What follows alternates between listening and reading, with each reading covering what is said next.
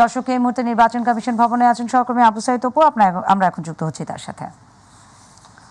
অপু, নির্বাচন ব্যবস্থা সংস্কার কমিশনের সঙ্গে সম্পাদকদের তো মতবিনিময় সভা হচ্ছে, তো এই বিষয়ে সবশেষ কি খবর আছে আপনার কাছে আমাদের জানান।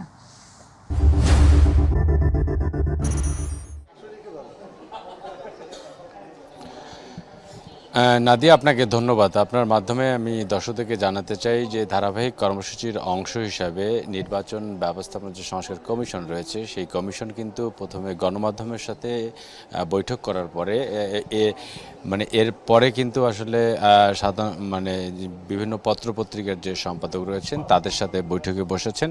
কারণ আগামীতে যে নির্বাচনটি অনুষ্ঠিত হবে এবং যে কমিশনটি গঠিত হবে এবং তাদের কাছ থেকে সুপারিশ নিচ্ছেন যে কী ধরনের কমিশন গঠন করা যেতে পারে, নির্বাচন প্রক্রিয়াটি কেমন হতে পারে, সেই বিষয়ে আসলে বৈঠক চলছে। তবে নির্বাচন ব্যবস্থাপনা সংস্কার কমিটি এটা অন্যতম একটা পদ্ধতি, সেটিও কিন্তু আলোচনার মধ্যে চলে এসেছে এবং আমরা কিছুটা তথ্য পেয়েছি এবং ইতিমধ্যেও কিন্তু তাদের অন্যান্য রাজনৈতিক দলের সঙ্গে আসলে বৈঠক করার জন্য এবং নির্বাচনী সংস্কার ব্যবস্থার মাধ্যমে যে সার্চ কমিটির কাছে যে প্রস্তাবনাগুলো উত্থাপন করা হবে, যার মাধ্যমে একটি স্বচ্ছ একটি কমিশন গঠন হবে, নির্বাচন কমিশন গঠন হবে।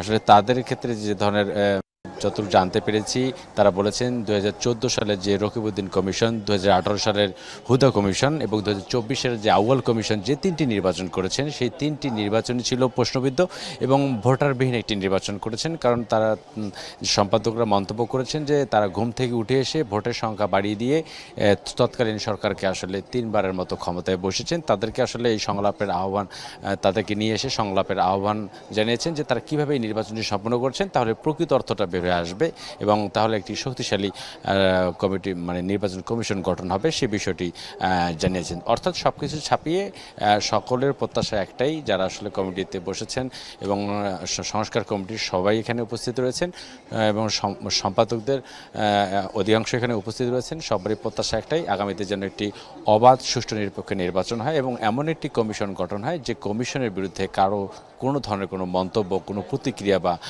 কোনো কিছু যেন না থাকে এবং কোনো প্রশ্ন যেন না থাকে। তো নাদিয়া, নির্বাচন কমিশন সচিবালয় থেকে এটাই ছিল আমার কাছে এখনকার মতো সর্বশেষ খবর। পরবর্তী সংবাদে যখন আসলে বৈঠক শেষ হবে, এরপরে কিন্তু আসলে 2টা 30 মিনিটে পর্যবেক্ষকদের সাথে আসলে নির্বাচন ব্যবস্থাপনা সংস্কার কমিটির সাথে বৈঠক রয়েছে এবং সেই বৈঠকের পরেই আসলে আমরা পূর্ণাঙ্গভাবে জানাতে পারবো দর্শকদের উদ্দেশ্যে যে নির্বাচন ব্যবস্থাপনা সংস্কার কমিটির সাথে যে বৈঠক ছিল সম্পাদক এবং পর্যবেক্ষকদের সাথে হতে যাচ্ছে, তার আসলে সর্বশেষ আপডেট কি রয়েছে। তো নাদিয়া, এটি ছিল আমার কাছে নির্বাচন কমিশন সচিবালয় থেকে সর্বশেষ খবর। অপু, আপনাকে ধন্যবাদ। দর্শক, নির্বাচন কমিশন থেকে আমাদের সঙ্গে যুক্ত হয়েছিলেন সহকর্মী আবু সাইদ অপু।